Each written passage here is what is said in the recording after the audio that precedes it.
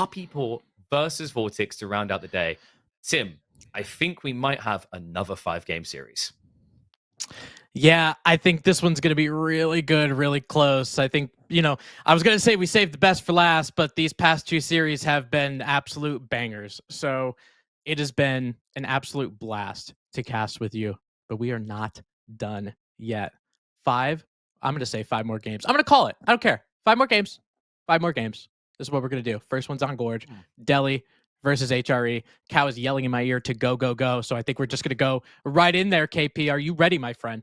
I am ready for HRE dominance. Long live the Germans. The elephant might be dead, but let's find out. We head into Gorge. Puppypaw versus VortiX. Who's going to make it in the playoffs here? An interesting matchup, Tim. One that more recently HRE have been looking Gucci, Dolce, and Gabbana. That was pretty good. I like that. Most of those brands I don't even know yet. But for the HRE, you're absolutely right, because they have that ability if they wanted to get those professional scouts. And if you guys have been playing the drinking game for professional scouts, you guys have got to be sloshed, and I'm not going to hold your hair back because we're going to talk about it yet again. Holy Roman Empire can get it quicker, right? Means more sheep. Get that Ootd Chapel right there helping you. You could even go a fast castle route if you want to, because we know how quick the HRE are in order to do that. If you're VortiX, I always thought for VortiX you had this aggressive kind of mindset. That might not be the case anymore. We'll find out very quickly if he's evolved, because if he's old VortiX, we're doing mine. That would be wild. That would be absolutely insane. I'd be curious to see it. Now, for Puppypaw, obviously, I would imagine going with a little Dome of the Faith action. There is that Ootd Chapel right in the back. Yeah, he's chilling. He's chilling. He's settled in for this 5-game series. Now, I know with VortiX, if I remember correctly, he is in Spain. So it is a little bit later for him, but man, he is so ready. Yeah, and it's interesting because, like, you might go, why would you want mine work here? You can. You don't need to. It definitely gives you a bit more of an overkill and feudal, but the reality is you can actually just play a pretty solid arc and build up. Typically with HRE, you're going to be looking at Horseman Spear here as your bread and butter. It protects your pro scouts play, it insulates you with it, and also it just runs it at Delhi. Because with Dome of Faith, the only answer they'd have is like an infantry comp, right? But if you do infantry comp with Dome of Faith, you're just worse than HRE, right? Because their economy is that much better. It's not even that their economy... I mean, obviously their economy is better, right? Because of the chapel, but they're also faster than you.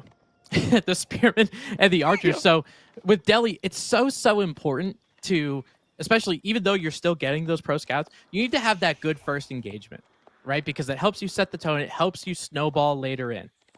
If you're the HRE, you have that economy, you have the faster units. If you take a fight that you might not necessarily want to, as the Delhi, the HRE is going to track you down and make all of your units pay for it. Yeah, and the reality here is VortiX isn't going to be rushing castle. You need to be present, especially on a map like Gorge, because the sacred sites are too aggressively oriented for the Delhi to take advantage of. So do expect him to open probably with the stables, this pro scouts we're talking about. You can see by his gold amount, he's definitely going for it in this game. In fact, you know what a surefire way of figuring out if HRE is doing pro scouts is? Do they have a mill? It's really that simple. Yep. They wouldn't waste the wood on a mill if they weren't queuing it up. And he does queue it up already. Takes 1 minute and 10 seconds in order to get it. Puppypaw still waiting on getting Dome of the Faith completed. So if he wanted to get those professional scouts, he is going to be a country mile behind.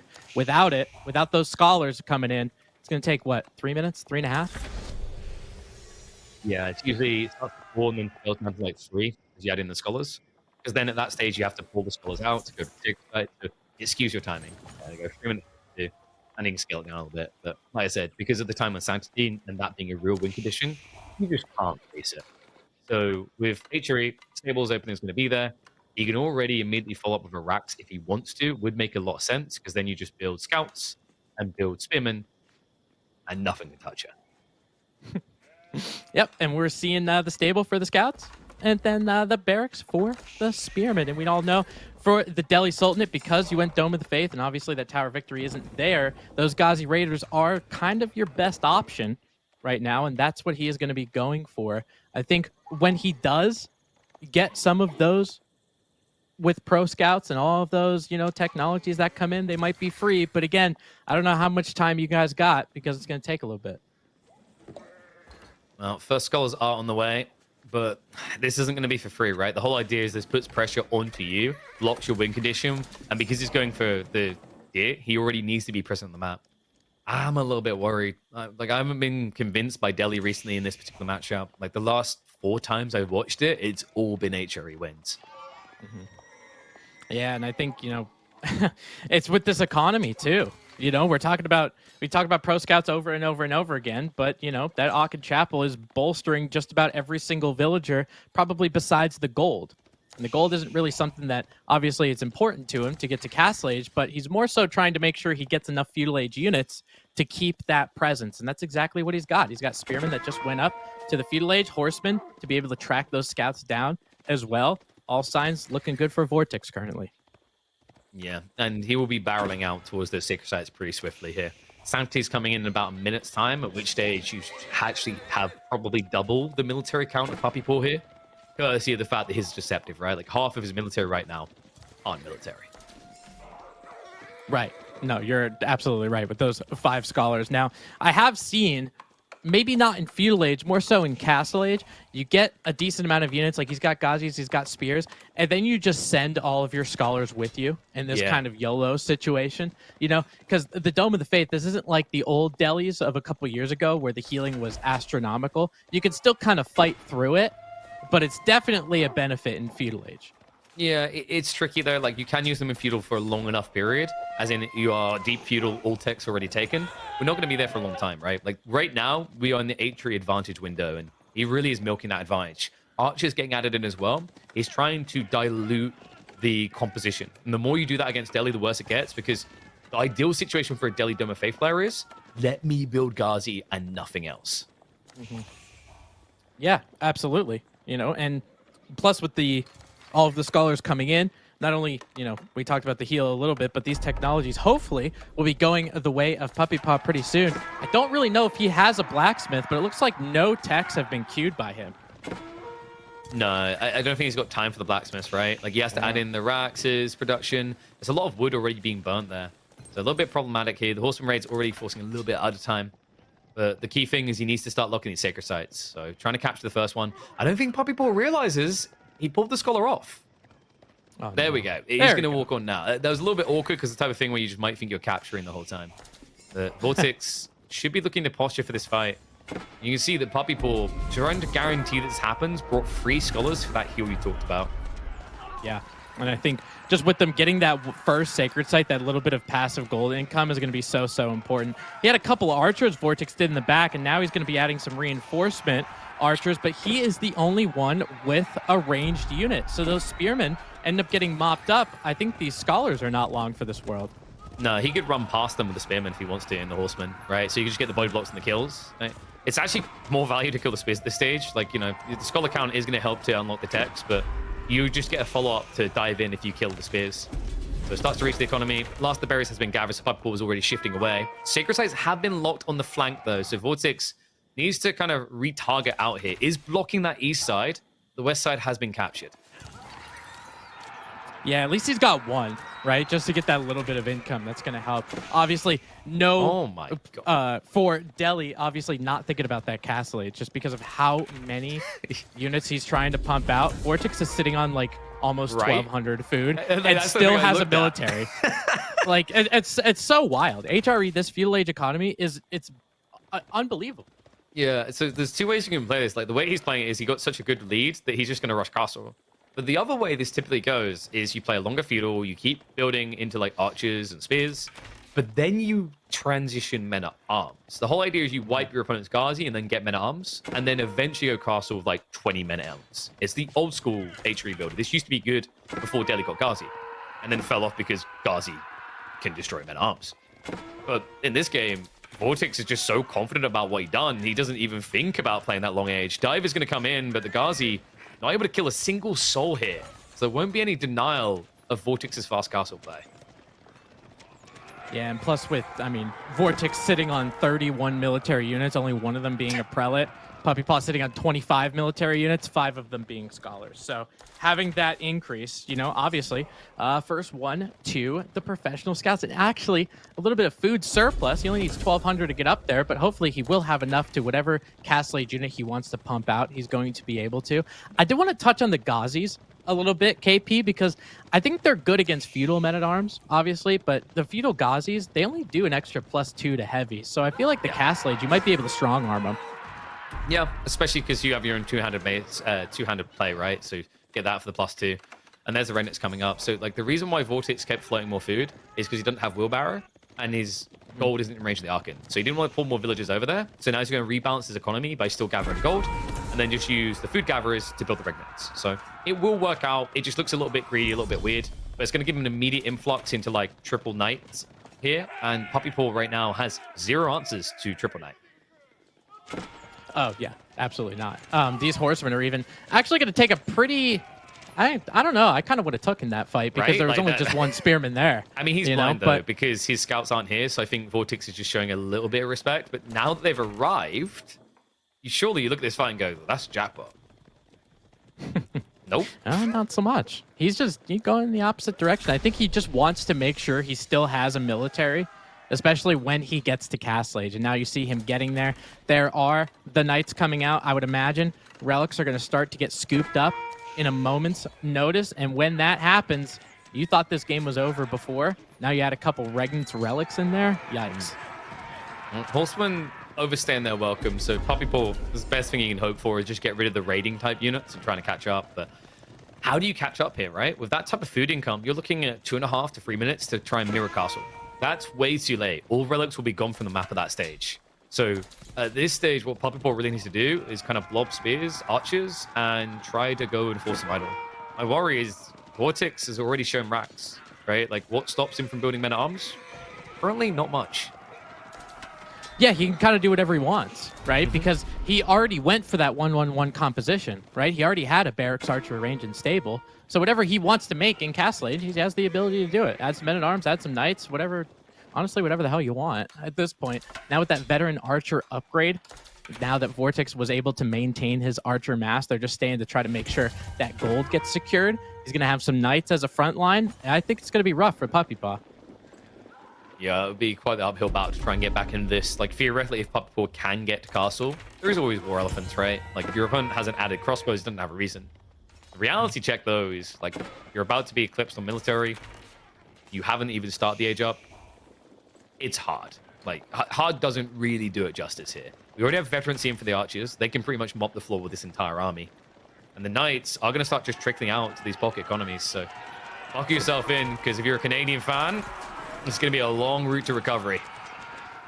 Yeah, and I mean, he just has like 1 or 2 of these knights that are out here, but look at what he's doing with these spearmen. And we've seen this time and time again. Spearmen just making sure those archers are staying alive, making sure the Ghazi don't get that kind of surround. Puppypaw does have the quantity, though, with how many archers are in the back end. But look at the spears. They just make sure those Ghazis didn't get there. They got to back up. Overall, a little bit of archers continue to remain. He's got nothing for these knights, though. Yeah, I mean, the knights were a little bit slow to arrive, but the archers still survived. That's the most important thing. VortiX, yes, he lost all the spears. Those were only feudal spearmen. It wasn't what you actually wanted to play into at all. It was all about this knight archer comp. Now, villagers on the front line are going to be in trouble. These knights just a little bit too tanky to penetrate. Puppypaw, I mean, he has to pull the trigger. You can say that he's saving up the last bit he needs for castle. Problem I see behind this is, like, realistically, with the pushback you just saw here, VortiX should be belting out to all relics on the map. Yeah, I mean, for that fight, it just gives you that map control, right? It wasn't something like, it's not like your army got wiped, right? So there's still something out there. As Puppypaw is trying to age up, it's kind of weird when you get into this situation, especially as Delhi, because you feel like if you don't make units, you lose. Yep. But if you continue to stay in feudal age, you also lose. So it's really, it's just tough to kind of figure out what you should do. Yeah, I mean, like, credit to Puppypaw, right? He done phenomenally well in that fight, right? Like, considering he's an age behind, that was as good as you could ask for. The problem is he knows what's happening here, right? It's like, why would VortiX push me this aggressively? It's not because he's trying to block my tech timing. It's because his win condition is in the middle of the map. We already see that 2 more relics on the way home. Realistically, I don't see Puppypaw getting out of the base before the other 2 are coming home as well. And a 5 relic game is pretty much death. Puppypaw also with 30 idle villages right now at the beginning of an age up isn't acceptable. Yeah, no, you need them gathering. I don't really care what you're gathering at this point. You got to be gathering something. And, you know, with Delhi going up to Castle Age, people kind of try to figure out where there's a weak spot for the Delhi. And it's definitely in this moment because you're early castle. You're trying to get some of these Castle Age units. And even though you have a lot of scholars, it still takes a while to get those Castle Age upgrades. So VortiX is going to be hanging out with a tech advantage for probably another couple minutes. Whoopsie. It looks like VortiX was not all seeing here. 1 relic is actually coming home from Puppypaw. Still should end up being a 4 relic game for VortiX, but not the complete domination he's looking for. However, we are talking about an 8 eco lead at this stage. Lancer play is going to be good for Puppypaw once he has the home blades in, but this is the heads-up moment where VortiX should be switching to crossbows. Not even needed, though. You get the scatter returned at home. Game 1 will be a swift opening victory for the Spaniard. Yeah, you know, I feel like we're going back in time a little bit because HRE, it just feels like always had this super good matchup against Delhi, especially really early in AoE 4's inception. And now we're seeing it a little bit more just because of the ability of those professional scouts to kind of get there. And you can see Puppypaw obviously did not have the ability to continue to make those units and go to Castle Age. At the same time, VortiX striking first blood. I think that's still 1 of 5, though. I'm just saying. I think it's still 1 of 5. I mean, the way this opened up, though, yeah, you can say it's a draft situation, but it's going to come down to execution as well. Like, that is definitely an uphill battle. It's going to be very telling, though, if we just see a mismatch in game number 2. That's when the snowball effect really kicks in and panic can set in. So we should really head back to the lobby, check on like what we're going to be looking at draft-wise for game 2. Thinking through what they had. I'm trying to remember off the top of my head, actually. It's tricky. It's been a long day. So there's Delhi pick on one side, there's H3 on the other. I believe VortiX got either Chinese or Juji, which to me is just a big win. And then the response pick was Puppypaw getting Byzantines. Not as impressive. You have to get the right map for that. I've seen Biz on a few of these, such as King of the Hill that comes to mind. But I'm pretty sure neither player had Roos to work with. And Roos is the goated pick for that map. So, hopefully we'll get into that in a second, because we are going to be almost immediately diving into game number 2, is my confirmation on that. Boys are moving fast on this. Yeah, I was curious to see as well. I don't know if we're wasting any time, and we are not. Oh, these are replays. Oh my God. Okay, I got you baited. With some of these replays, we're going to take a look and see just how much strength that HRE feudal age economy is. And this is that first fight, KP. This is that first fight that could snowball a Delhi player, and it didn't happen. No, and like this is the volatility of Delhi, is like they rely on that to just get propelling forward. And there you go. So it's gonna be King of the Hill. He's gonna whip out the Byzantine pick. Ayyubid response is quite intriguing here.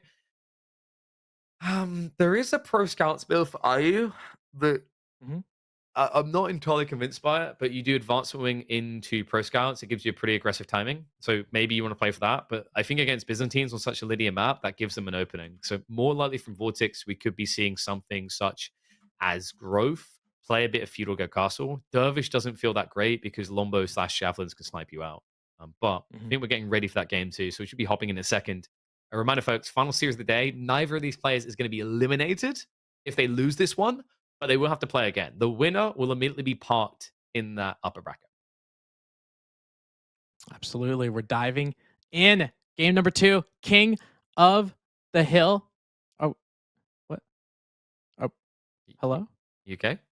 Is there a... no, I'm just waiting for the...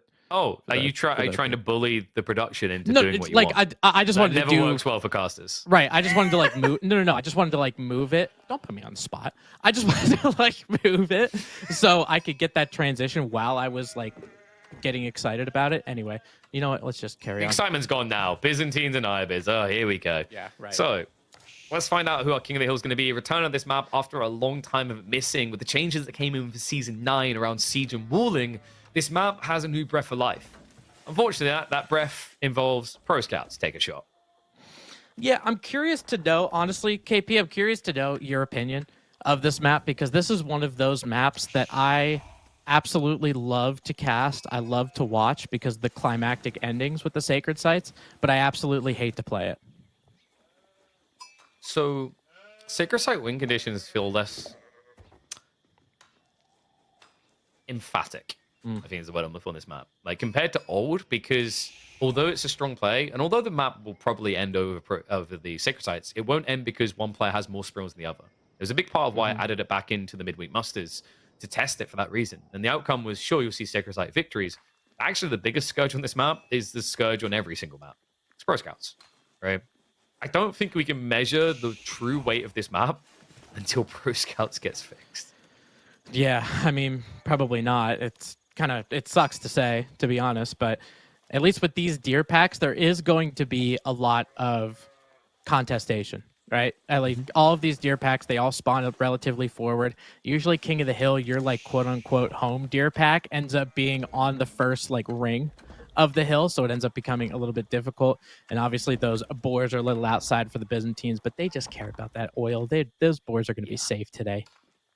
There might be a problem here for VortiX. If he wants the fast castle, his spawn is atrocious for it. Double gold on the west side against Byzantines that can have a longbow timing. Like, you could actually just kill his game here if this is greed from VortiX. So, likely we're going to have to see him play the Feudal Age. Question is whether it's going to be that Dervish play. VortiX was a really big fan of the Dervish and Desert Raid opening, right? The whole idea is you just keep chain healing and poke at your opponent. So, wouldn't be surprised if he goes for it, but as I mentioned in the lobby, the problem with it here is Byzantines will have ranged units, and that is the counter to the Dervish. Yeah, especially because it feels like you can just you could target the dervishes, right? Instead of just the Desert Raider if you wanted to go for the Desert Raider. I always see a lot of people, like, they have like a couple horsemen or something like that, and they're going for this Desert Raider, and I get you get the bonus damage, but if you're not stopping the healing, it feels like you're not really doing anything, you know? Oh, wow. Is Puppypaw? Yeah, he must have seen something. No, because his scout is here. Like, this is a very interesting and early outpost to be coming out. It's Growth Wing. So, the outpost feels kind of wasted here. Like, you'd be worried about and feel the need for an outpost if this was the Dervish Desert Raider opening. Oh, yeah. If there was Desert Raiders in there, or dervishes that come out with the Desert Raider, this is an absolutely wonderful tower. Wait, is this a Kata build? I'll lose my mind. Don't even. I can't imagine any other reason why you take this defensive line in minute 3. Right? Like, he's walling west side and outpost. I at least understand the outpost because it's berries and gold, right? But this is overly defensive. I don't think, like, there's no way you go up against Ayyubids, right? The things like Why not? Like Desert Raiders and Camel Lancers, they have so many camels, there's humps flying all over the place. Why would you make a horse?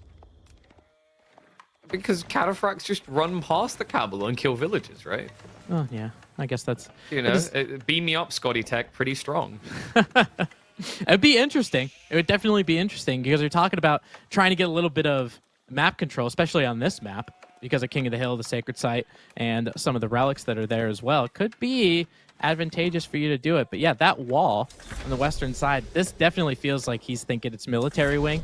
Now that he sees the eco, he's probably going to be scratching his head. I think he's like, it almost feels like a reaction to VortiX as an opponent, right? And I don't think the way you want to go against VortiX is when you see him being aggressive, you just go overly defensive. Usually the way to deal with VortiX being overly aggressive is to be aggressive.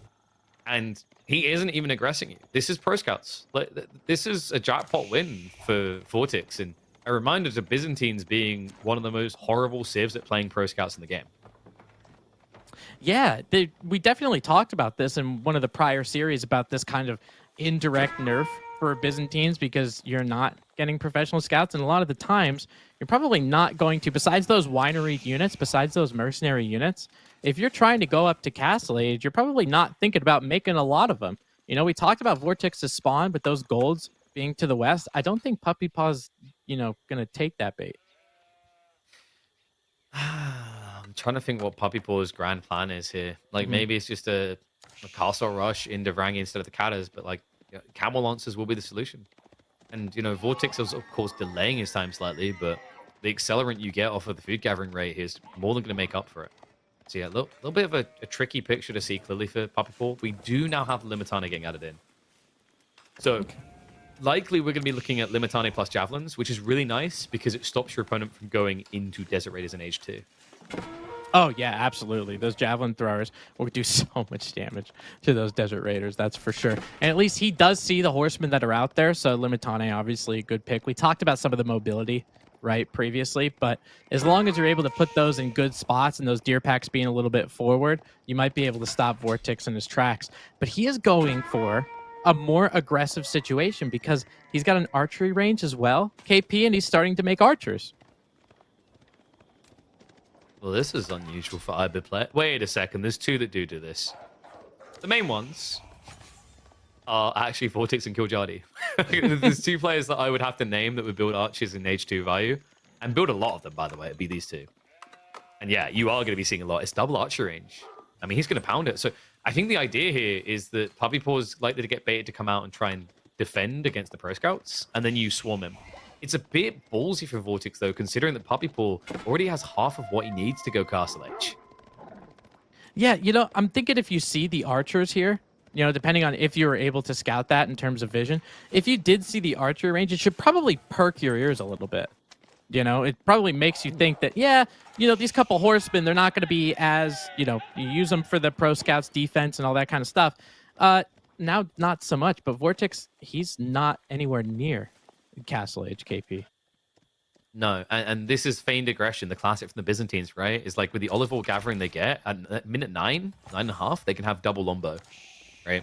Which is fine for Puppypaw's game strat here. He might not be able to stop the deer from going home, but he can at least guarantee VortiX can't dive him. We do have a deer shove attempt here. I feel like VortiX, he's waiting for that horde of archers to push out. But if he waits here, Puppypaw could actually get the deer shoved underneath his TC.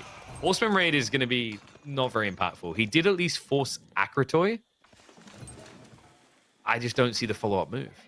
You know, it's kind of it's kind of funny because this is kind of the best defense for Pro Scouts that Byzantines has.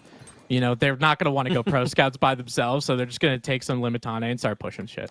You know, like that's it. That's all they have. Soon. We didn't have to pay for it and we got it, right? It's kind of logic. I mean, this is a classic as well. The Canadians really were, I think, the grand innovators on deer shoves. It's not that people didn't do it beforehand, but they made it prolific to the point that deer laming started appearing everywhere. But he might be just shy of the shoving he needs. The horseman archers are now arriving. He's essentially on the verge of reaching the TC, but a little bit too short of the mark. Wait, yeah. But VortiX is like, oh wait, if I attack him, I push them in. Oh wait, I gotta move these back now with these horsemen and the archers. Now he only has that one group of longbowmen. That second one's starting to now come together. Now he's got enough longbowmen to have a good defense. He's about 4 food away, so let's see what he actually chooses to go. If it's Gulp, I'm gonna lose my mind. He's got the racks ready. I think Gulp on Varangian is kind of underrated, especially after the tweaks they made. It can be viable, but it's going to be Golden Horn Tower. All right, so we norming it up. VortiX, on the other hand, I don't think you can wait 2 minutes. It has to be advancement here. And you know, it's kind of wild because with VortiX making as many units as he did, he was starting to build a ramp and now chose not to. It's kind of crazy that he was able to make this much while continuing to get close to Castle Age. And it looks like he was actually going to click that 900, 500, but chooses a little bit differently. Let's see what he picks. Okay, so this is Dervish then, right? Or Gamba? There's no way you Gamba this. We can't. My jaw would drop if he's done Trade Wing here. I mean, you can technically do Gamble on Trade Wing when you're an age, like when you're a game up. Like 1 or 2 games up, it's kind of worth the risk. No, there we go. So Dervish, it's a long wait though. By the time you get Dervishes out, you could be realistically looking at like what, 8 Varangian in the field at least. Yeah, but I think when Puppypaw starts and actually gets this thing going, doesn't really have the food to pump out everything that he necessarily wants to. I'm hoping to see what he chooses to do. Obviously, that contract is going to be important to get upgraded. And now the Varangian guards start, the monks start, but the monks don't have a camel. So maybe this is, you know, VortiX can have a little bit of time, get those dervishes automatically. He's got to save himself in this relic game. Yeah, it's just tricky, right? Because Puppypaw in the end was able to get that deer shove under. So at this stage, I wouldn't blame him for gathering that instead of berries, right? Just to get that accelerant. How many deer did he get underneath the TC? Probably like 2 or 3, maybe? So like that's enough to really get that initial Varangian pump going. Veterancy is also already on the way. Undermesh is being prepped by VortiX. Problem for him right now is he's kind of stuck in limbo, waiting for the ability to build Camel Lancers. Yeah, and I think, when those Camel Lancers come out, the Varangian Guard that he's making probably have to get changed again to Limitane and get that Castle Age upgrade. So that's even more resources. That's a lot of gold that you're spending on doing that. And then you got to pump all of them out too. So Varangian Guard are good now. He's got 4 of them out there, a couple in the queue. But I feel like he's really got to make an impact with them because he's on a small amount of time. Oh, he may have sensed this perfectly, VortiX. Yeah, the problem is the Lombo's already here. So you can't actually die for the Monk kill. Great grab there by Puppypaw. And, the key thing is Puppypaw is doing a great job of still using the Lombos. That's important because, to your point, the Varangian, when he makes that switch into Limitane, archers at the counter. So what you need as Puppypaw is to not lose any Lombos so that you can block the Ayyubids' second step in the combat, right? Which is Camel Lancers followed by archers. Yeah, and this is we have to get in the mind of a professional player, right? Because usually a lot of people are thinking one-dimensionally, not so much, right? You got to be thinking about what your opponent is going to be doing and what you should do to counteract what you think he's going to do. Okay. Yeah, so I'm going to try and channel my pro player thought process. Here we go. I got some coming. Okay. I don't want to play moving out. Okay, Do that's you? what's coming to me right now. That would be that'd be kind of nuts. Maybe we'll see it in this series, but Dervish is going to be capturing that middle, the sacred site, so he will be the first to take the hill. Has a decent amount of army behind him just to make sure he gets that cap, and does have the ability, if he has all of those archers together, maybe he could start to make some siege up there too. Lance Knight coming in randomly won't be that useful against this comp he's facing. You kind of wish you had more Lombos coming. The ranking count just doesn't look scarily impressive right now. Archers, they have been vetted up, right? So more than just a tickling. Like, Varangian kind of hate this because they have quite a lot less health than the standard men at arms. So he's going to at least be able to get the decap. But the trade-off is going to be a 4-1 relic split here, guaranteed for VortiX. I don't really see how Puppypaw would stop him from this position. Yeah, obviously VortiX is going to get a little bit of extra gold per minute, but, Byzantines gets these quote-unquote units for free, right? He's got Longbowman in the queue, Lance Connect in the queue, whether it's from the Golden Horn or the Mercenary House, we're not quite sure, but he's going to be able to continue to bolster this up. And these Longbowmen are such a good defensive unit, even though those Camel Lancers might prove to be an issue. Let's see if they get that charge, and they do. Yeah, Limitane count is practically non-existent here. He also has a Dervish heal. I love that. Him just being in this area, not being focused fired down, is giving a lot more heal and sustain to VortiX. And Puppypaw cannot remain here. We talked about what happens when you lose the Lombos, and they've practically been wiped. Wow. Yeah, but actually all of them did. How many archers that he had, he was able to target the Limitane. There were only about 3 or 4 of them, very accurately called, KP. And then he was just able to target those Longbowmen that were there. Camel Lancers are left up, and Dervish can heal them back to full as long as they don't die. Now, if you're VortiX, I think you just send it, and that's exactly what he's doing. Imperial Age, AoE heal OP. Castle Age, Feudal Age, every age, right? You're seeing it here. Usually it's in the Feudal and Imperial, but this is a pristine time in Castle. You exchange with your opponent, he has practically nothing left. The upside for Puppypaw is meant to be, well, when we fight again, you've been beaten to crap. So let their health pool on these guys. Have a look at their bars. Most of them are going to be half, if not full. As long as he just brings a Dervish forward, the next time he fights, there's going to be no damage at all. Look at that. Like, barely any of them are limping around at this stage. And certainly not the archers, right? Those archers were relatively untouched throughout the duration of that. He's trying to get some Longbowmen back up. Honestly, KP, maybe, I get the Longbowmen are a really good unit, but a couple Crossbowmen to take down these Lancers might not be a bad call. There's just so many archers. I know. This is the problem. The key thing with Byzantines is unless you build an advantageous position, oh no, losing your mercenaries is unacceptable. It's the thing that makes them simultaneously overpowered, but also vulnerable. And he's beyond vulnerable. That large, overcompensating structure there is, I want to say a death sentence, but it's going to be very sad to watch Varangian try to kill this. That is without a doubt the siege tower your girlfriend tells you not to worry about. I love this Tower of the Sultan because of the way it moves. It's like its wheels are a little bit loose. It's bumbling, stumbling down the hill, and VortiX is playing with the philosophy that sometimes the best defense is a good offense. He's got that sacred site in control. Now he took that first fight and he is shipping it. This is the evolution of VortiX. He used to be a Mongol main. He still considered it signature civ. That was a civ that would outpost rush. Well, this is technically an outpost rush on wheels. Yeah, and I think, you know, I don't know about you, but usually when I'm playing against Ayyubids and I see that Tower of the Sultan, I'm like, okay, dude. Like, you don't have to do that. You know, you could That's just rude. Stop BMing me. Like, come on. I mean, he's always killed the tower, but it's just baited so much time from the Varangian guard. Crossbows are now getting queued up behind this by VortiX. At this stage, it's the perfect transition, right? And Puppypaw is bent over a barrel. He's about to explode like that tower. You know, and just the way it explodes, too. It looks like there's TNT in it. You know, right? just the it's way like, that was totally worth the price. It's like when you spend $1,000 on fireworks in November.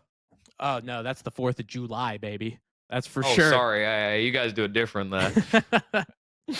Oh, man. But look at Ayyubids, just in their ability to take all of the resources that were on the map, the professional scouts being very advantageous for them, and would about double the case just because of your ability for pro scouts and all of that good stuff for the archers. VortiX made that game number 2 look pretty good. Yep, and it's looking like we could be heading for a 3-0 stomp, right? VortiX still has, I believe, the Chinese. Feels pretty damn good, right? Like, this is an incredibly cozy position to find yourself in. Yeah, see it in the draft. He's got China, French. These are still solid picks. So Puppypaw has to get creative. Lakeside, Order of the Dragon versus English. English have been looking really decent on this map, one of the top pick civs. Order of the Dragon? How do those guys work again? I'm trying to remember. Well, you know, everything they have just gets smattered and touched with gold. They are just gilded to the nines, except everything that they make on water for some reason. So all of that navy is going to be the same, but with those gilded villagers and the potential to get a lot of wood economy, maybe you're going to see some navy battles on Lakeside. Game number 3, match point for VortiX. Puppypaw playing as Order of the Dragon in the color yellow, VortiX as the English in the color red, spawning on the north side. Obviously, both of them going for docks because KP, there's one piece of fish there, so you're going to do everything that you possibly can to get it. Underexplored, undervalued was pretty much the paraphrasing of what Wham said about Order of the Dragon earlier today. Well, we'll see if that holds true, because if there's anyone that should know how to use it after a statement like that, it's his regular scrim buddy. And Puppypaw can do nothing but perfection from here on out. English, they've proven themselves on this map. Not always guaranteed a win, but a solid base to begin with. The cheaper production on the dock, on the fishing as well as the full-up boats. There is also the potential for longbow or king play shenanigans on land. And Order of the Dragon are a civ that struggle when you layer in the land format. They're great when you can make it just about water, but it becomes way too expensive when you start adding in raxes and stables for this civ. Oh yeah, you're absolutely right, and it's just because how expensive those units actually are, right? If Puppypaw wants to have some kind of presence in feudal, maybe VortiX is going for some longbows. You want to make a horseman, you need 150 for the stable, and then it's 200 food for one horseman. Don't get me wrong, it's a great unit. It's just difficult to actually get through that hurdle to actually queue it. You sound like that guy's like, $7 for a scoop of gelato ice cream? Don't get me wrong, I'm sure it tastes great, but I ain't gonna be tasting it, right? It's usually the issue of Order of the Dragon is they almost need to be a comp ahead, and that's difficult, especially if English open with a council hall, right? Because that sticks them straight on rapid longbow production. Yep, absolutely, and then it becomes quantity, right? Because of how much they're able to punch out all of those longbowmen for how effective that council hall really is. So even so, with this English base, I kind of, when looking at this map, KP, I always thought it would be kind of an English map because you have such a defensible base at home. Yeah, it's super campy friendly, right? Like, we've been over it a few times Lakeside today. I think after this tournament, we're probably going to want to see it again, just because, like, in this current iteration, I think it's a bit too defensive. And it makes things like water play too easy because of it. If you had a full 360 rotation around someone's TC, going water wouldn't just be the automatic play here, right? Like, there'd actually be some potency tools, like, for example, a longbow rush. But longbow rushes, while they can be advantageous to block the gold, you can't guarantee you'll be able to block everything else. We'll be finding out soon what VortiX wants to do. Both of them, of course, are going to be opening up on the boat play. This is a little bit better for VortiX because he's already saved like what 22.5 wood compared to Puppypaw. And then the idea is like in the opening, you can more optimally thread your first and second boat because of that English discount. Yeah, I mean, just that little bit, that extra wood savings that you get is just tempo that you can use a little bit later. But the first one that's going to go up to Feudal Age is Puppypaw with that Aachen Chapel, and it looks like he has such a juicy spot for it. The gold, the sheep, the wood. This is a really good chapel, KP. Oh, wow. Yeah, and did you notice something weird about it? Hmm. Well, where's his mining camp? Oh, you don't need that thing. You don't. You don't even need it. Just go out and tap the gold, come back, feel good about it, right? It's a little bit different. I thought I was watching a Roos game for a second there. Now, VortiX has gone for the Abbey of Kings, so there is the potential for like 2TC shenanigans, but if he gets pressured, that's going to be challenging. He got a forward gold and a forward stone here. So good news for him is by opening Abbey of Kings, you for free are going to get the unit to pressure your opponent on land. And we talked about that problematic element. Like if you remember when we used to have like Archipelago, this was a frequent matchup, and the play for the English was to drop the king, because it forces a really annoying reaction out of OTD because Rax units are so expensive. Meanwhile, you paid nothing and you get to now win water. Oh yeah, like you don't want to invest in doing that. And the king is, my personal opinion, the most annoying unit that this game has to offer, because you just watch that king get into harm's way, taking TC fire over and over again. Then you wait about a minute and it's like it never happened. Yeah. It's super obnoxious. Yeah. I mean, I'm wondering. Yeah, there we go. So Archship gets queued up straight away. Puppypaw's mirrored. He has to know. Yeah, he's scoured that the Abbey of Kings is there, so he will have to contemplate a reaction to this. We have some stone gathering. I think that was a one-offer, so Puppypaw is going to rely on the arrow slits to hold his base. Yeah, that's what I'm thinking too, just because of the amount of stone that he was going to be gathering now is going with the barracks. He does make a response to the king that we're probably going to see very shortly. Airoships coming out of both sides. However, Puppypaw trying to create a little bit of initiative against the English player, but I think they're just going to butt heads and walk away.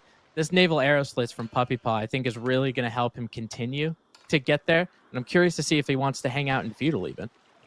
Yeah, and we have double dot from VortiX, so like we are seeing that ramp play we're talking about on the timing. The weird part here is like Puppypaw queues up 2 spears because you need it to address the king appropriately. But like realistically, should VortiX not just be following up longbows? Right? It's your best unit.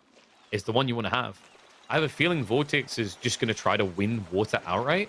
But this arrow slits play really is a game changer for that for Puppypaw.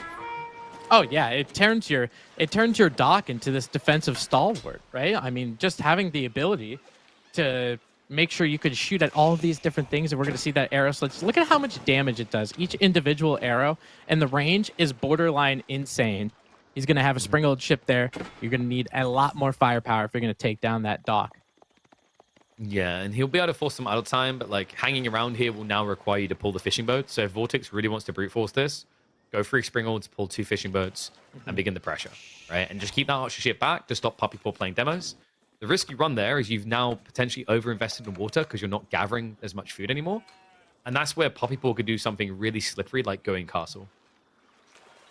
Yeah, I think that honestly for Order, it seems like a good idea. I mean, they might be going the way of the HRE, right? Usually with Order of the Dragon on land maps, you might see a mine work, you might see a Burgrave, you might whatever. It looks like you have a little bit of a choice, but maybe we see just that Aachen mine work, or Aachen Regnitz, excuse me, that you see of normal HRE. Looks like Puppypaw trying to take a little bit of a fight, trying to get a demo ship out. This is a bit obsessive trying to protect the archer ship. Demo is going to be coming out, and that's going to be a double whammy. That's so VortiX! He was too busy looking at land there. Great hold by Puppypaw. Oh my god, that's so good. You know, and this is why some of these maps are so important, right? We talk about VortiX all the time being so good on water, but any professional player, you lose sight of that water for just a split second, and a demo changes your will to live, essentially. Absolutely wild. And now the game has taken a complete flip of the roles. Longbows are being built by VortiX, but redundant. Puppypaw is getting ready for a tech up. Now, this should be Burgrave. You're going to need units to flood the map. Going Regnitz actually leaves you vulnerable to just getting countered, right? Like you won't be able to move. Oh wow, he's actually just gonna. I mean, it feels like a big lead what he done on water, but like doing Regnets here means you've got 2 spearmen to protect you, and your opponent already is securing longbows. So like, I think if you're Puppypaw, the only play here on the opening is to take that safe relic. Yeah, I kind of get the idea of the Burgrave, kind of like how you described, right? You have the food economy in order to do it, right? You have the fish that's going to help you out, and you already started to make some farms over there too. So you're at a decent amount of food per minute, 660. So you could probably hang out and get a lot of those units, but chooses not to. Goes with that Regnets. I think just even with that barracks, you might be able to produce enough, right? He's going to try to get an outpost here. Hopefully they will have something to say about that. Spearman might be able to come in. King on the backside, creating a little bit of problem. And now he knows that Castle Age is going to happen. So what's VortiX's plan now? He's stockpiling. All right, so he's got enough longbows to be a little bit annoying here. Love the idea from Puppypaw. He did actually kill up a men-at-arms, so this pads him a little bit. But VortiX now spotting what you're doing so early is a problem, right? He's mirroring. And with Castle Age, I don't think you have to go White Tower here, right? Puppypaw's going to have, like, what? When you're teching up maximum, maybe 3 men-at-arms? He could play it safe, though. Like, I've seen White Tower on this map. It just gives you an impenetrable location as English because of the defensive spawns that we talked about. Oh yeah, absolutely. And there's a lot of open field over there in the back, like the north side of VortiX's base. If he wants to hang out and make a bunch of farms, he will have the ability to do that as well. So those early gilded men-at-arms need to get fully gilded and mature just a little bit to get some more ranged armor, because these longbowmen, if you give them enough time, you might even be able to kite them. So Puppypaw is making that transition, adding a little bit of horsemen. And I hear in the background a dead king. Oh, I love it. Yeah, not a long live the king moment. I think the awkward thing here for Puppypaw, though, is it's almost like he's playing a bit more defensive because he's maybe expecting it to be White Tower reaction or an all-in. We can see it's King's Palace, so VortiX is going to have that scalability. It's really important that Puppypaw counterattacks here out onto the map.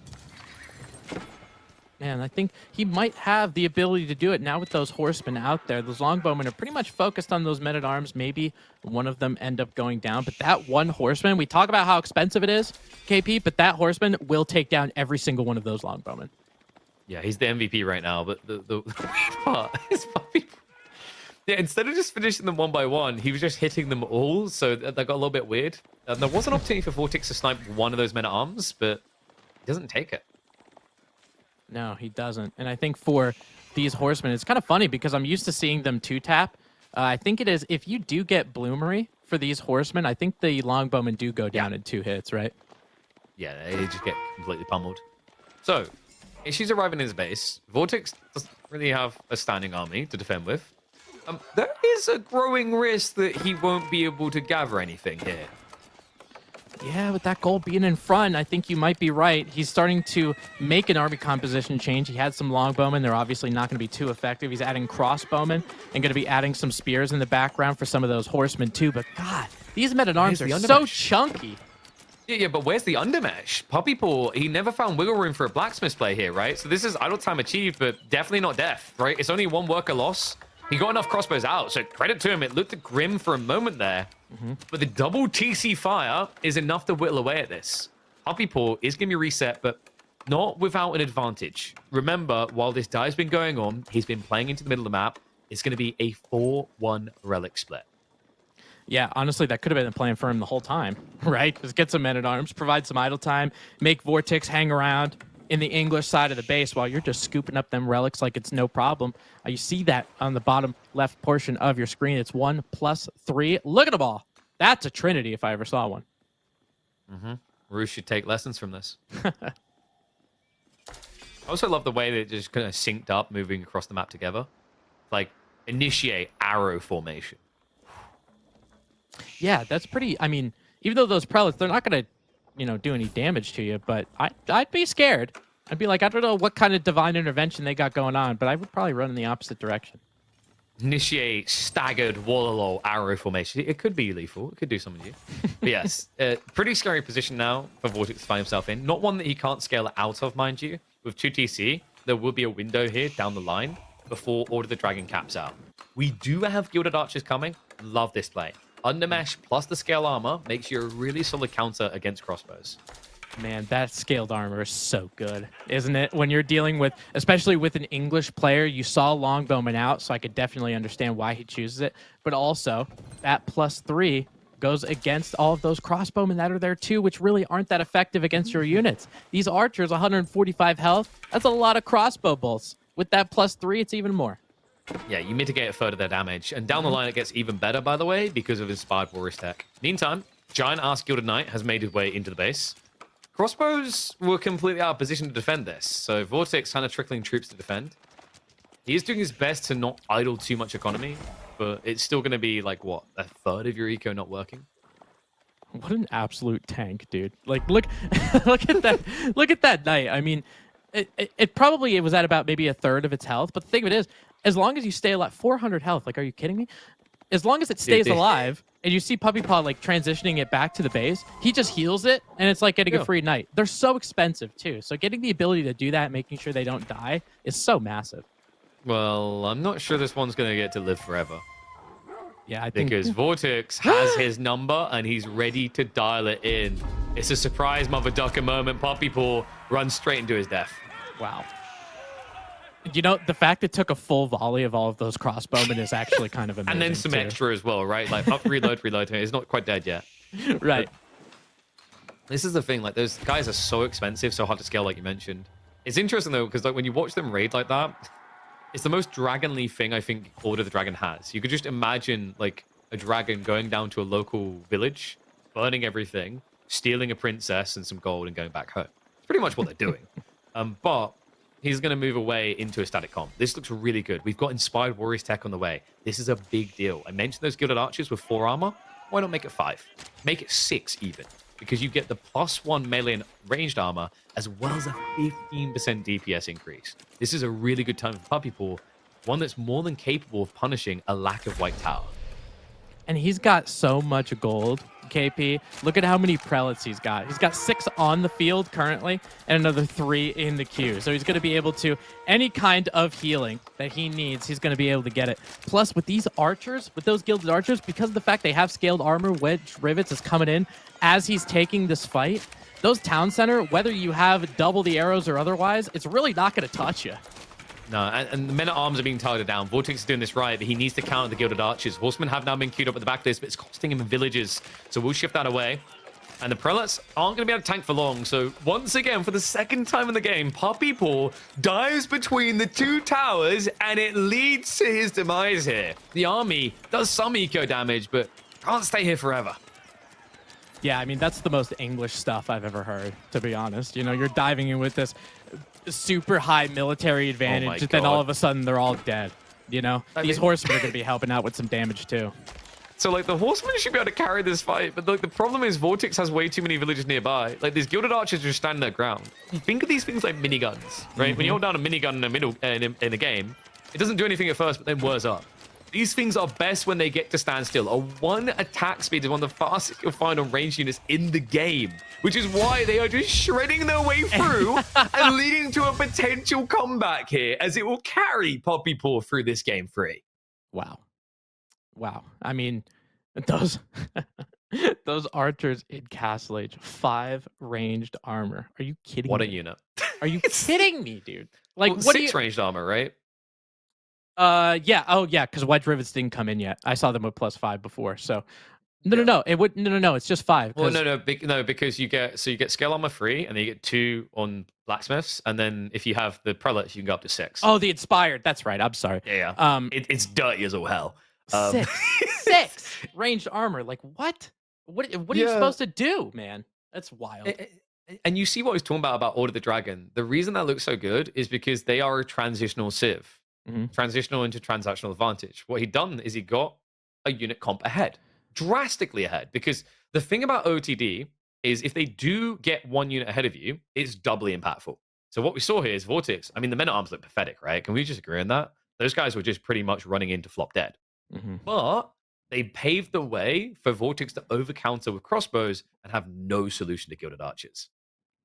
Yeah, it was almost kind of like a bait. But, you know, the thing of it is, for VortiX, like, you feel like you need that many. You know, you needed a decent amount of crossbowmen to stop men-at-arms from wreaking havoc into your base. He even had a knight over there as well. So he did have some heavily armored units. And then all of a sudden, Puppypaw has 14 gilded archers on the battlefield and continuing to make more. His economy was out of this world compared to VortiX. And when you're Order of the Dragon, you got an eco like that. You could pump out those heavy units. It's game over. This is the dream, right? Like where Gilded Archers struggle is when kiting gets involved, because if they have to start a step or anything of the sorts, they suck. Because the reality is they attack too fast to use their attack speed. But getting in the middle of the base and just standing there is the dream. Anything comes in range, it dies. It's almost like watching one of those kind of cinematic scenes where the guy is just shooting 360 and hitting everything. But let's see who's going to be hitting harder in game number 4. Potential deciding game still. Puppypaw has begun a path to recovery. Can he carve his way to a 5th game with the Japanese? Or is VortiX going to send him out in 4 with a Chinese pick on moving out? It's pretty interesting. You know, we saw basically both of our moving out games, we saw the same matchup, right? We saw Malians and Order of the Dragon. So now 2 completely different civs that are probably going to play this completely differently, right? Because China, they're not the Malians, right? They don't got to go out and get pit mines and all this stuff. They could just collect some taxes and then all of a sudden they're feudal age. Now, as controversial as a map as this is, someone I did just realize is we've got one of the best pro scouting civs in the game. And finally, we won't see it. Yep. We're not going to see a single professional scout. Well, at least I hope not. Getting a little tired of it, honestly, after going into I think this is our like 18th game that we're going into. So yeah, I mean the pro scouts, maybe we could give it a rest, you know, put your books down, go to bed, dude. You know, but yeah, do something different, innovate, you know, come on. And the Japanese, they're obviously not going to be doing anything like that. They're going to be worried about getting that fishing eco and those boats that are so cheap. So you have a little bit of the taxes from the Chinese, but Puppypaw's got to go out to get gold with cheaper fishing boats. So who even gets to feudal first? Yeah, so with this, I mean, China should be a little bit quicker. We did get an Imperial Official build opening, right? Mm-hmm. Like usually when there's war involved, you'll imp official opening. So you do have taxation. It's pretty nice. The Japanese is a little bit more annoying. You just saw him queue up Tawara because you need the movement speed because you know you're going to do a lot of walking, right? You don't really want Tawara here. There's no berries in range. There's no real reason to have to, other than you just need to be a bit swift on the outro. But yeah, so we do have imp official. So there is a world in which VortiX doesn't even like leave the island to go feudal age. I'm expecting him to probably just transpo ship 2 to 3 out because it gives you options. But once that Imperial Academy goes down, like if you have docks in range, oh my dear God, this Civ. Dude, it's just illegal what they're doing. Like that tax evasion, avoidance, whatever one it is. It doesn't make sense. Like how is the money always going up so much? Right, and I want to call it evasion, but it's like a surplus, right? So I'm not really sure what to call it, to be honest. But Puppypaw is going to be like that first deep one loophole where like your uncle dies, you don't pay any tax, but you actually get 20% of what he's worth extra back. You know? Yeah. Yeah. Sorry, did I just expose your get rich scheme? Well, I mean, I would just prefer not to really tell anybody, but with Puppypaw going out there now is Japanese with all of these villagers. He said 8 out there, KP. Yeah, I'm just googling how to say Jesus in Japanese now, so it's more appropriate because that is a lofty pull. Yeah. You think because he's of that? Goodie. There you go. Because of that, do you think that there's going to be a lot of military mass on land for Puppypaw? I mean, like 8 on gold. Don't get me wrong. You probably only need a few to get up to feudal age, so you got to be thinking he's expecting to do something else. I think it's just he's going to switch them onto trees afterwards, right? Like, I mean, it doesn't hurt. You don't have to have a tax man there giving you 20% more. You just have to suck it up and get your normal rates. So, you know, it gives him pivot options. It's not the worst idea in the world per se. It's like when he needs more gold, switch it. When he needs more wood. Whereas, like, if you misplay the opening and you all of a sudden need a lot more gold, you have to take a risk coming out. So Coco is going to be on the mainland. Makes sense. Like, why would you want a Kura storehouse here?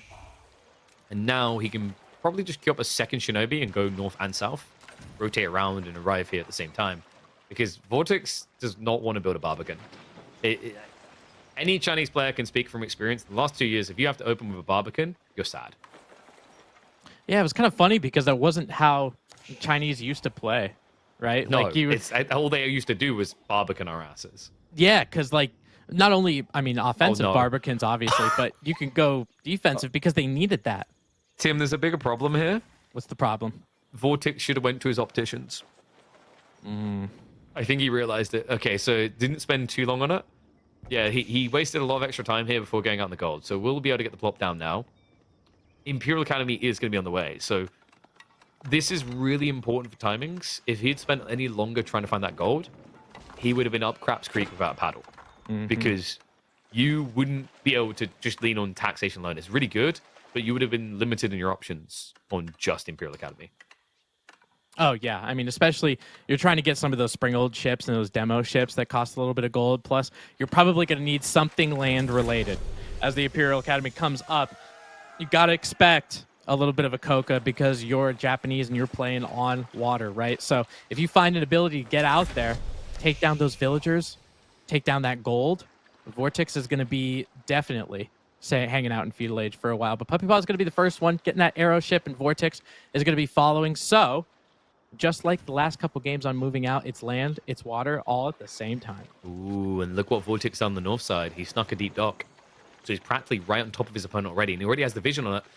You did the transport ship. So VortiX, that slightly quicker production speed, has got him in position on the fishing. It's going to force some out of time out of Puppypaw. Yeah, and just that little bit of damage moving those fishing boats around is very advantageous for you, and you got that transport ship just kind of supervising you. But yeah, that north dock is definitely going to play an impact because it just means you can produce stuff 2 at a time. Man, the more I just look at this map, the more I still feel like it's too much deep water fish. You know, like I think your safe side should probably be 1 deep water fish, and then the contested should be 2 to 3. Right? Because like the reason why you get these big blob of armies is because you just have all this deep water fish, so you can afford to blob armies.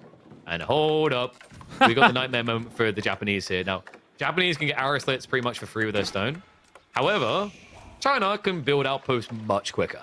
And I think depending on how many villagers you put on that outpost, if you're China, you put a few villagers on it, and it means the world of difference. So let's see. We have a shinobi, a couple of them actually working their way over. It looks like Puppypaw's not even going to deal with this. He's like, you know what? Just take that area. I'm going to go to the north side and kind of spread out with an outpost as well. VortiX continuing to be a nuisance over there on the eastern side. I'm waiting for, I think, is that dock getting naval arrow slits at some point? Because that'd be pretty good. No, he doesn't have any stone gathering, and the shinobi shenanigans are about to begin. He even brought a wolf. He brought the gang. VortiX, I mean, there's nowhere easy to go. I don't think the transport ship is nearby either, so this could easily be 2 dead. He's going to sabotage the stables to maximum value. But without wheelbarrow, there's no escaping this unless you get picked up right now. Yeah, and I don't think they might have called for the Uber, but it's going to take a little bit of time for it to actually get there. Like when your geo doesn't work, you're like, oh, we got to walk 5 goddamn blocks. I am drunk from the Pro Scout Shots game. Right. You definitely call it an Uber after that. The Horseman gets completely sliced and diced by the Shinobi, and Puppypaw's definitely having a little bit of fun on land with all of these Shinobi. Look at where the Barbican's going. He's just wedging it in the tree line. Like, you know, he doesn't have the ability to build it over here now, which I think is optimal. He's just cramming it in the gap he's built, but he's losing villages to the outpost as a result. Yeah, I mean, he definitely, regardless of whether this Barbican goes up or otherwise, he can't stay here. Like, there's the outpost there. He's probably going to end up having arrow slits on it if he hasn't already. So he's going to move, regardless of that Barbican being there. So, Golf Clappers, VortiX has built the biggest outpost of all. He's definitely not overcompensating. Downsides, where are we getting gold? Yeah, that is your problem. I don't know how much. I don't think all of that taxation is going to be that good for you. Only a couple hundred gold gathered for the most part. And Puppypaw's got to know this, right? Maybe that means VortiX can't get as many demo ships as you want on Navy. It could really snowball this game. If VortiX wins this game, and the devs do not nerf taxation in the next balance patch, I'm going to mold non-stop. I will become every Redditor's greatest fantasy. Like, I've seen taxation do ridiculous things to them. Right, like watching Chinese win game with taxes unreasonably ages you in ways you cannot imagine. Yeah, I don't really doubt that, especially even when playing against them, right? You're just like, yeah, I stopped all their gold, and then they're somehow pumping out all of these gold units, and you're like, what is happening? Like, why is this going on? Demo ship with a big hit for VortiX, but Puppypaws was just that much better, dude. 2 sprinkled chips making shipwrecks. Yeah, that was like watching a pony full on charge the front of a train. I don't really know what VortiX was expecting to happen there, and it's getting worse. That's an immediate GG. He locks him out. We are getting a game 5. I knew it. I knew there was going to be a game 5. What a oh my god, Puppypaw showing his teeth. Those canines, they are not puppy related. They are fully grown. They are big old canines, and he will be trying to take down this game number 5. We are not done yet, ladies and gentlemen. That was pretty textbook as Japan. Yeah, I mean, this series started off with Puppypaw looking like one of those chihuahuas stored in a bag, but now all of a sudden we're getting more of a Rottweiler turning up, getting us that reverse sweep potential. And, you know, a lot of the strong picks that was making me favor VortiX have started to disappear, right? We saw the Chinese already gone, the HRE removed. All of a sudden we have a series that could be anyone's game, and I believe it's going to be decided by a Kalauga game number 5, a map that has already been jaw-dropping, and I swear to God, if Puppypaw has Mongols, you might as well just give him the win now. I'm telling you, man, we're going to see more Mangadai if that's the case. Let's see as we transition. Let's take a look at what was going on in that prior game. If you happen to come in during the middle, Shinobi slicing and dicing villagers, Uber, I should say. I said Uvu. Not getting there. That's one way to kill a joke, that's for sure. And continuing with those Shinobi, just making sure that VortiX was never able to get a land presence, never getting gold. Horsemen were not enough.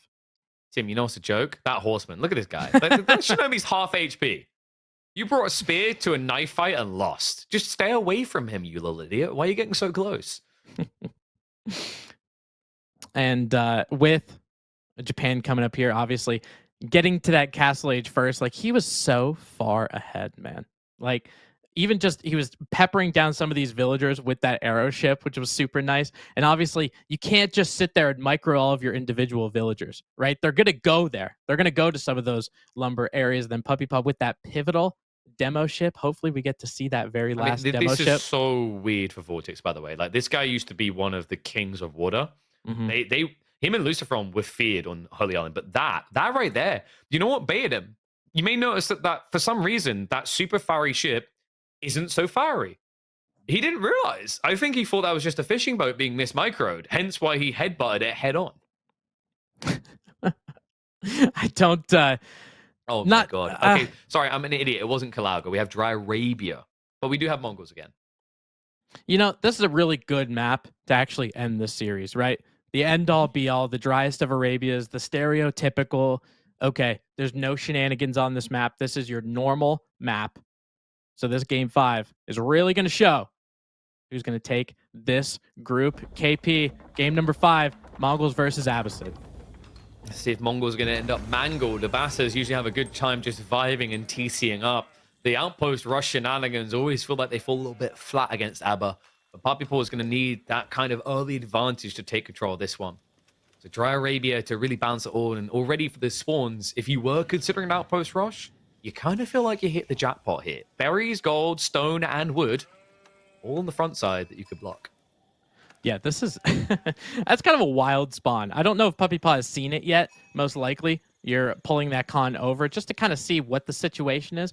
But he's sending all of his villagers on food instead of that wood. So we're not going to be... You can see by the way he's ran his con. If we check his vision, because I don't think he punted the falcon out. Like, this is just... He's macroing for feudal already. Yeah. Yeah. It kind of makes sense, by the way. Like, the logic here is Abbasids, they don't need to get siege engineering, so they usually just go military wing, and your outpost play is kind of flat. Yeah, absolutely. And plus with those, I mean, with those 2 spears and those 2 archers getting there, obviously that ram's going to take it down, but then you can kind of go forward a little bit, you know, because the Mongols have to wait to get to feudal age because they spent so much time on that tower and stuff. So not going to be the case. VortiX doing his stereotypical House of Wisdom, plop down immediately, but don't start building it yet. I saw that when he was playing Ayyubids before, and it's a nice touch. And you know what? How about this for a nice touch? How about this for a cherry on top? A sour cherry that's been out of date for 4 months. Whoever loses this has to go up against Marine Lord. Oh, well, that's no problem. You know, I mean, that's but totally both. fine. That's inspiring. But I'll tell you what, both of these players, I would not put it past them. Right, the series that we've had, these like top 8 kind of areas, where we saw Puppypaw, we saw Beastie, we saw Marine Lord, we saw Wham. All of these series were crazy good. Yeah, because like, and keep in mind, like, there's another potential option, right? Like, not to write him off because we have B and Corvinus and stuff to play, but like, whoever doesn't win this is basically punted into that crowd of people that are gonna have to be sacrificed to the chimp.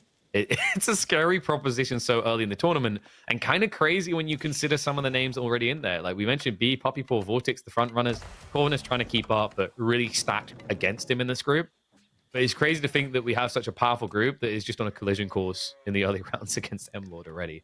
Silver Tree coming out. So we have old school Mongols. And I don't blame him, Tim. Have you seen those trade posts? Yeah, look at them. North tip, south tip. You go ahead and put that Silver Tree all the way over to the western side. You have 2 very good trade routes you can choose from. And especially because he's probably expecting the Abbasids to boom, right? So Yeah. if you're doing like Eco Wing, all that kind of stuff, they're going to sit there in their town center. Puppypaw's going to be like, yeah, I'm going to outscale you economically with this trade. But VortiX going with that military wing saying not so fast. Yeah, it's interesting, right? Because when you're looking about this spawn on so many levels, it's almost like Biddlin wants Mongols to win. Right? Like, you could have went for the best outpost rush opportunity you see. You could just go for the best trade opportunity I think we've seen for Mongols in a long time. Like, the options really were on the table. Curious to see how VortiX really wants to approach this. Like, even military wing, you're usually looking at 2TC. There's a possibility of an all-in, right? Like, usually the succulent play here is to drop a stables, get 2 horsemen out, you counter every unit type. And also, as a result, would block the initial trade. VortiX is going pro scout. It's happening. The The Abbasid. Abbasid way. Oh my god. This is I thought there was going to be some civ that was going to be safe from this garbage. No. It's not the culture wing pro scouts build I really want to see. But the logic here is he just wants to try and block his opponent from playing on the map by reacting to military wing. And this is going to be a real test of pro scouts. If pro scouts wins this, we have a problem, right? Like you can argue pro scout should beat 2TC, sure. Pro scouts beats trade as well. Like what beats pro scouts? Is there anything? Well, I guess those are kind of the options, right? I don't really think there's anything else. I mean, you can pro scouts too, right? But then that's like, we just complained about the issue of the meta where we have to build more sprinters than our opponent. We have to pro scouts harder than our opponent to win games. Yeah, that would be. I don't know. I would be pretty upset, to be honest. I mean, I've been making jokes, with games that I've played over and over again, where it's like, yeah, I mean, you just go pro scout every game, but VortiX is kind of making this a reality because of the Abbasid dynasty. So already has a stable, got a couple scouts. He's going to be able to find them. How about this? You know how you beat pro scouts? Trade and pro scouts. Oh. And then you do pro scouts improved, Tim. You want to know why you want pro scouts improved? Why? You don't. Oh, okay. You know what pro scouts improved does, right? I actually don't. I have no idea. It gives you an extra 100% bonus damage against neutral units. Oh, nice. Okay. So like, you can kill a boar a little bit quicker. It's kind of pointless for deer though. Yeah, that's I would think there would be some like a decreased movement penalty for improved pro scouts, because obviously those scouts are going rather slow. That one Keshik isn't going to be able to catch up because of all the spearmen. So I would think, improve. It's like maybe it's like a minus 25% instead of 35%. You pick up the boar. That's what we need to improve pro scouts. That would be absolutely wild. And I don't know if you know this, KP, but in the campaign, you can do that. Yeah. I remember the Roost campaign in particular. I was like, oh, well, that seems a bit broken. Insane. It's balanced by the fact you had to build an arsenal as well. Goddamn multiplayer gamers don't know how lucky they got. They don't have to build 2 blacksmith decks. Yeah. You know you're an Age of Empires 4 aficionado if you've built arsenals in your time, that's for sure. But now that silver tree is over there on that western tip. I'm curious to see if we can pan just really quickly. I want to see how many traders, if he has any at all. I think there's one yellow dot up there. One, yeah. This is Timothy. Timothy's going to be working with us for the rest of the game. Wait. And I think hopefully he gets enough traders for Puppypaw to actually do some damage. He's actually doing pretty good in terms of trying to limit the pro scouts. The Keshiks are actually doing a decent amount. And then, do we have another trader we can queued up yet? Like, it's going to be very good for Magadai because they reweighted that to be a bit more gold heavy, right? Mm-hmm. Oh, there is a second trader. Where is he? Let's see. Wait, no. Did he double produce and they're exactly on top of each other? Oh, maybe they are. They might be. They are. Yeah, so that one is also Timothy. Oh, okay.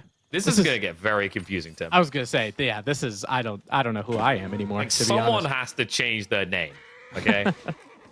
And those, I mean, they're looking for a name change. They're looking for anything to save him at this point as that horseman's trying to get there. Keshiks will be able to help out just a little bit, but I think this is the thing that's going to make trade a little bit less likely to pull off as compared to pro scouts, right? Because all you got to do is get a scout over there and pull a couple carcasses back, right? For Mongols, you got to keep that trade route alive and healthy over and over and over again. It doesn't end. And like, you think Magadai the answer, but lobbing archers already from VortiX solves that. By the way, I'm pretty sure you're going to have to change your name because we really can't ask a guy who died to change his name. Yeah, I mean, that's true. I just know, yeah, my mom's going to be pissed. With VortiX actually has a pretty considerable military mass. Take a look at this. 25, decent amount of spearmen, adding that 1-1-1 composition and continuing to progress over that military He's splitting himself, though. There's a problem here, right? Like, he's sending a small group to block the trade. So, like, if Puppypaw identifies this, he just divide and conquers, right? Like, that's the way you win this now. If you have to fight directly, I'm favoring Abbasids. But if you can play wide, VortiX is in trouble. Yeah. And especially because there's a lot of mobility here, right? Keshiks are trying to find scouts for pro scouts, but you still have Mangadai there that are going to pepper down horsemen. You know, everything that they have is a cavalry unit. So these archers and spearmen, they are going to be playing catch-up for all eternity. Yeah, it's quite interesting that VortiX didn't really add in more horsemen, considering he has pro scouts, right? Like, that makes it affordable, you know, in combination with basically having enough sheep to start your own farm. Or sequence of kebab shops spread out across all of Germany. That's a lot of food. So, like, with that, I'm surprised we're not getting that extra layer. I would love to have seen him add in one camel archer to debuff the Keshiks, but now with archers being added on the other side, it becomes a lot harder. Yeah, I think with this standard archer instead of the Mangadai, it's definitely going to help you and at least be cost effective in a decent amount of fights. And the thing is, Puppypaw's got to be playing catch up a little bit. He's spending a lot of resources on this trade. He's trying to get this trade to pay off. So militaristic. Where are they going? Wait, what? It's like the weirdest escape plan I've ever seen. I think that he might have selected it with the army, but like that's the opposite direction of your base. I think he was trying to find another trade post in the next Arabia over, that's for sure. He's like, we're migrational people, nomadic, you know? They won't follow us forever. And Keshik's doing a little bit of a raid over here, trying to take down some villagers, some archers and stuff. But again, this trade consistently getting compromised, right? With all of the... There's no outposts even there either, KP.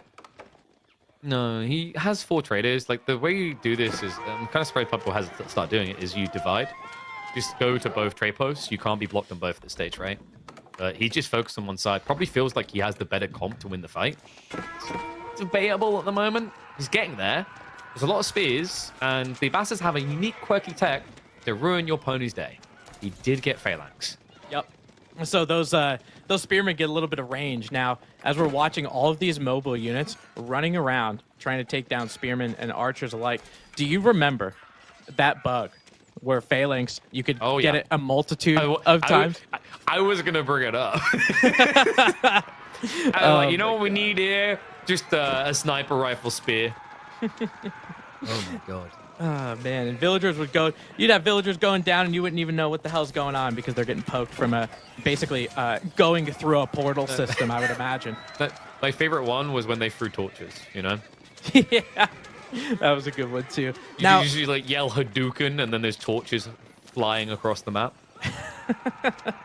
oh my god, it was so stupid. Now, Puppypaw, he's kind of doing a little bit of what you alluded to prior, KP. He's kind of splitting up where this is going. His trade is starting to be a little bit safe. Look at these units starting to come all the way back because he feels like his base is in danger. So this split up tactic is definitely what you're trying to do here as the Mongolians. Yeah, I think VortiX's Camel Archer was a little bit too late here. Like, he's already taking way too much damage. He needs to go out and actually raid again. So we do have Horsemen being queued up. Like, the beauty is if you had, like, 2 or 3 Camel Archers, you can raid trade even better, right? 11 base damage and a range unit. That's the gem. That's the jewel. It's only 90 health on a trader. So Camel Archer is at least going to have the debuff, so it won't get dove here. And remember, that is fully impactful. The Khan, the Magadai, the Keshiks, they all hate this camel. You know, this is the #1 thing. I mean, obviously, you know, you're trying to snipe that thing down. He's got archers back by his main town center. I don't know if he's trying to surprise his opponent with them, because I don't think VortiX knows that he has just foot archers. But with the Mongolians, you're taking down that camel archer. Obviously, you don't get that unease anymore. But then you're going to start to think, with these traders start to come out, is even though he has some of that unease, he has a good army composition, maybe Puppypaw ends up going Castle Age. He's almost there. Yeah, and VortiX is hemorrhaging way too many workers, right? Like, tries to get that wall up, the Magadai dunking down there as well. This is slipping away from him fast. I can't believe this. We're going to have a day of unbeaten Magadai. What is that? Is that 3 games? 3 wins? Yeah, it just might be. I mean, Puppypaw's got a +10 in the economic lead, and when you're playing against the Abbasid in 2025, you don't really expect to see that, to be honest. But this is a really frustrating thing that the Mongols do, right? They're getting in your face, they're taking down villagers, they make you focus on your base so much. When this trade gets going, you're like, oh, when did that happen? Do you know what the game changer was? It's the wall build speeds. Like, Magadai used to get way too easily hard counted by a quick wall, right? But it's like, people don't wall as quickly anymore because it takes double the time now. Like, it's actually crazy the impact that's had to make just a few Magadai to begin with absolutely worth it. And now this transitional play by Puppypaw feels overwhelming. Step readout is on the way. We've got 10 Keshiks, make it 9. Archers are bulking up. A little bit surprised he didn't go for a Kurotire play here, because that would just give the emphatic win to your Archer mass. Yeah, you are right. I mean, it definitely buff up those archers, but I don't think he feels very confident in his trade routes right now. You know, step readout, you're gonna skip that if you already have a decent amount of traders and you have so much gold you don't know what to do with. I don't think Puppypaw's at that spot. VortiX is in quite the awkward spot here. Army is marching forward, but it may be too little too late. Almost complete the step readout, and although we'll be able to shutter a few traders here, what he needs to do is kill the army. As the only advantage VortiX has is, right now, these guys aren't vetted. Yeah, and I think for VortiX, he's just continuing to mass, right? His military count is really good, right? 56 to 35.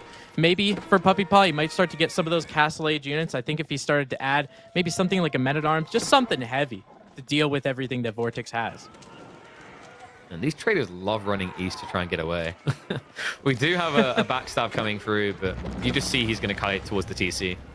Like, you know, that building there going down is probably the only one that VortiX is going to be able to kill. He didn't even kill it. That was just the Uvu expiring. Yeah, it was. So hopefully getting those 2x stuff, and now he is going to queue Men-at-Arms. Puppypaw is, so he's going to sacrifice a little bit of the mobility for how much armor. VortiX is smelling a little bit of blood in the water. He doesn't want Puppypaw to get that at Castle Age, get to that area where that tech becomes a big issue. He's continuing to build a lot of units, no signs of slowing down. Until the Men-at-Arms are in, Puppypaw doesn't have the safe of just winning with Castle, right? Like, the Keshiks can be countered from Feudal, the Archers can be countered from Feudal, so that's his goal. But speaking of those Keshiks, they're castled up, they're now in his economy. Clock's ticking here for VortiX. If he can't start killing economy now, this is done. And it feels like he was doing a decent job. Like, he was killing a decent amount of trade. Just with that step readout bolstering your gold, it just means that, you know, was your gold really stopped? Not so much. He's on 1,000 per minute. These archers hopefully getting that veteran upgrade very soon, maybe within the next 15 seconds. Then when you get that tech advantage, even though the military count's 64 to 34, you get enough of those Men-at-Arms, Abbasid's going to keep backing and backing and backing up. Veterans, he just popped in. Puppypaw, this is all he needs. There you go, changing clothes, and all of a sudden a fight the VortiX should not be able to win, but reinforcements are on the way. It's a pincer maneuver. They're not quick enough to trap him here. Able to peel away. Archers can clean up the last of the spears, and at that stage, the Kesher should be able to carry the engagement. VortiX can't stop here. He needs to get deeper and deeper if he wants to hold on to this. He's starting to save up the castle, but he's still 2 minutes away. Yep, Abbasid Dynasty, minute 45, whether you like it or not. So he's going to hit that button. Economic Wing might be able to help him out, maybe get some kind of a farm transition if he wants to, if his pro scouts end up getting depleted. That's useful, but these is going to be the longest minute 45 seconds of his life. He's going to have a lot of villagers running around trying to stay alive. There should be a big window here for Puppypaw, but he needs to move it before he loses it. The reality of this is VortiX has Eco Wing. That offers up routes to recovery, but the most important one is just to tech up itself. With Military Wing opening, composite bows would give him what he needs to survive here.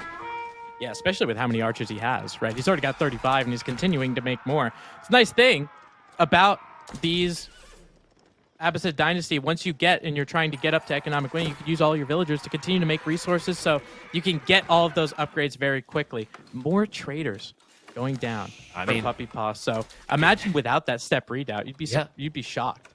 Well, the crazy thing as well, though, is like Puppypaw in this position, you know, he's not playing out into the relics. He's still hunkering down.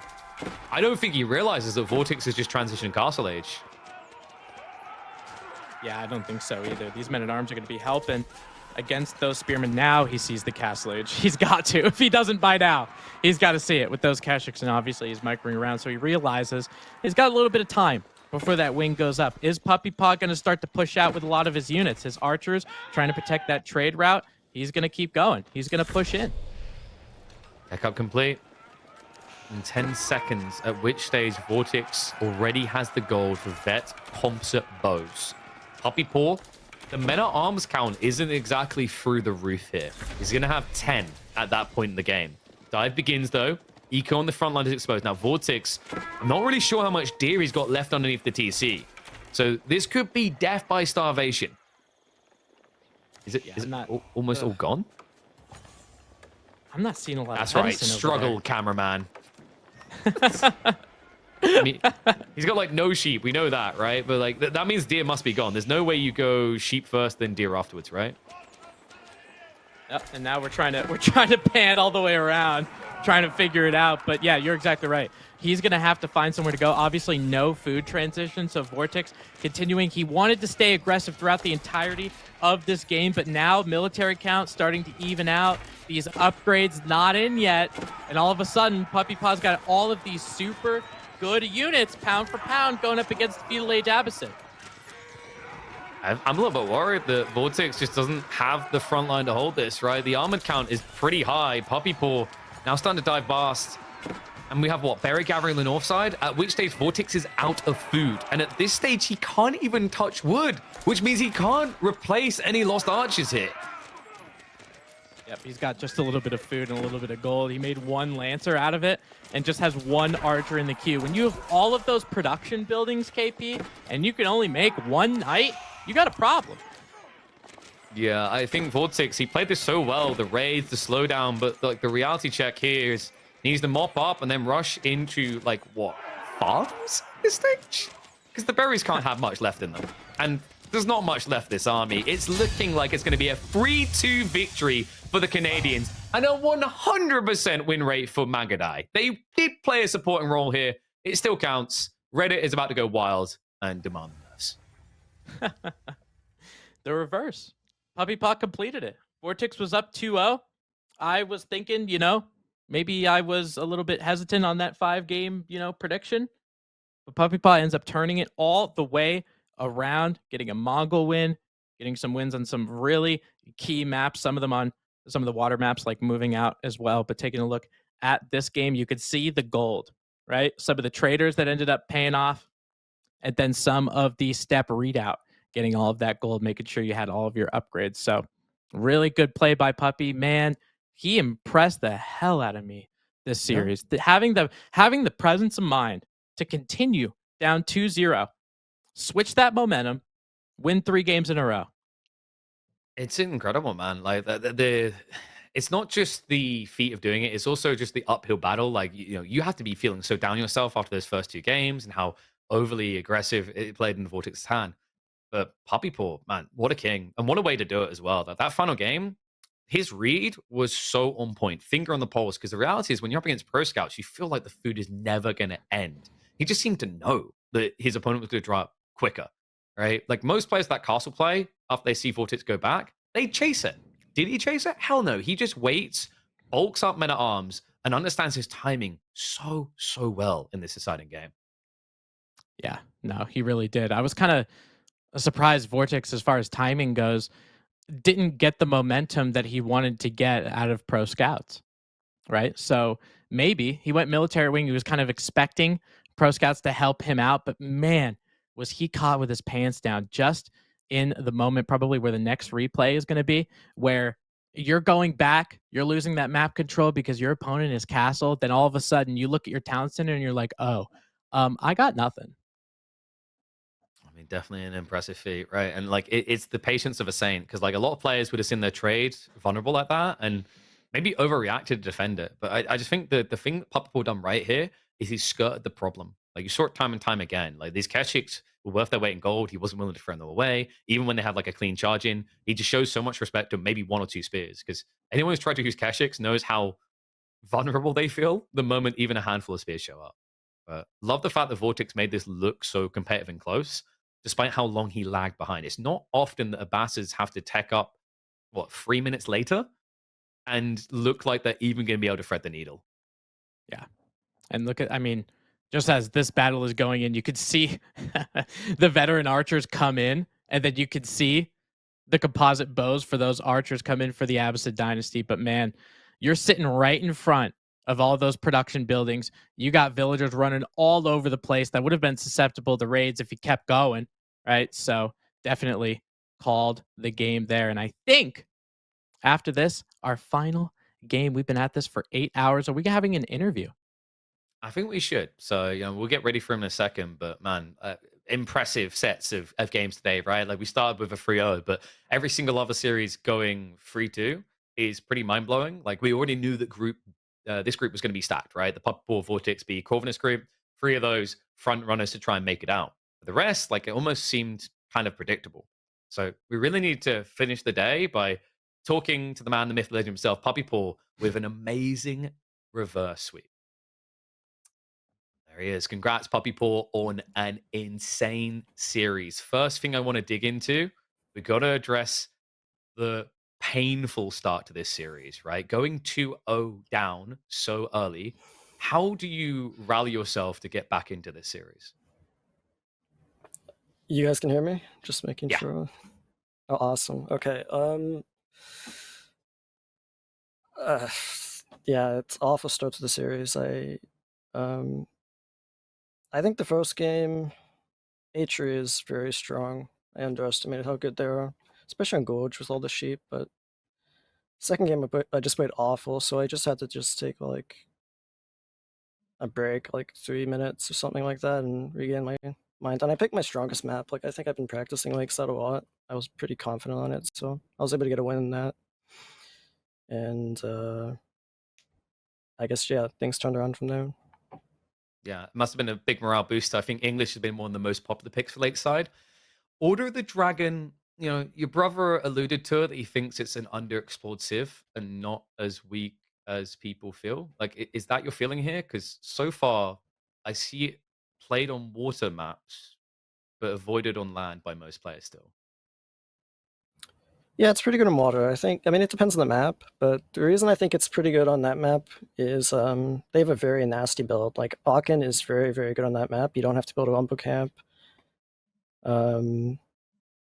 And like, their Burgrave is very strong, so is Regnitz there as well.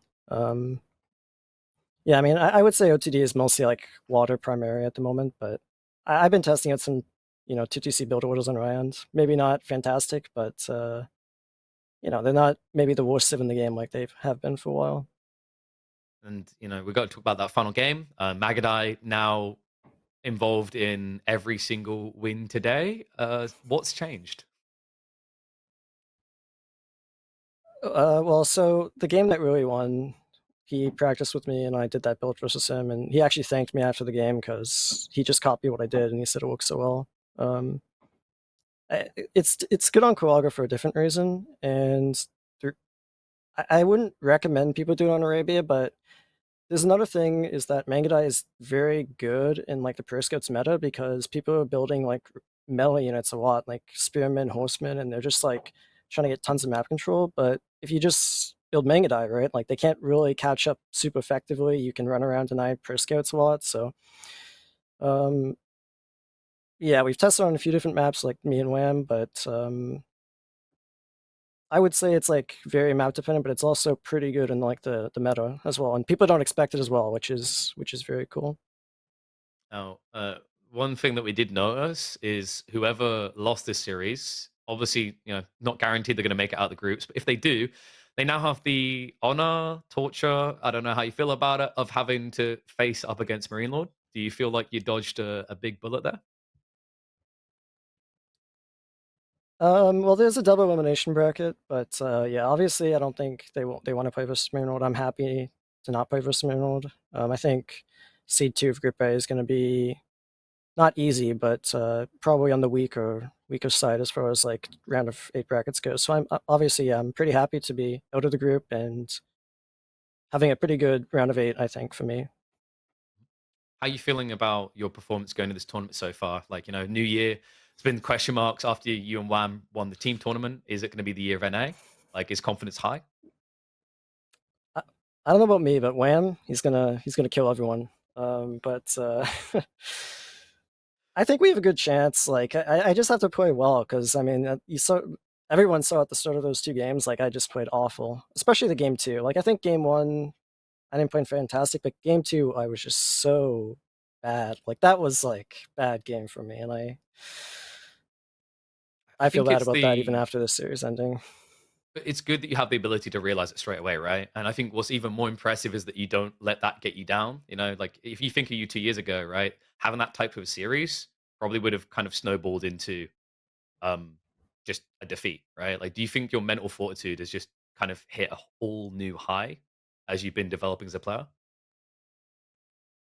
Um, maybe it's tough to say. I think I've maybe a little bit, but not to the degree that I would want it to be. Let's just say that I think the experience at WoW maybe helped me a little bit with that. Maybe I mean we'll see, right? Like maybe if I win a tournament or if I do at least as well as I want to do, then maybe I can get my confidence.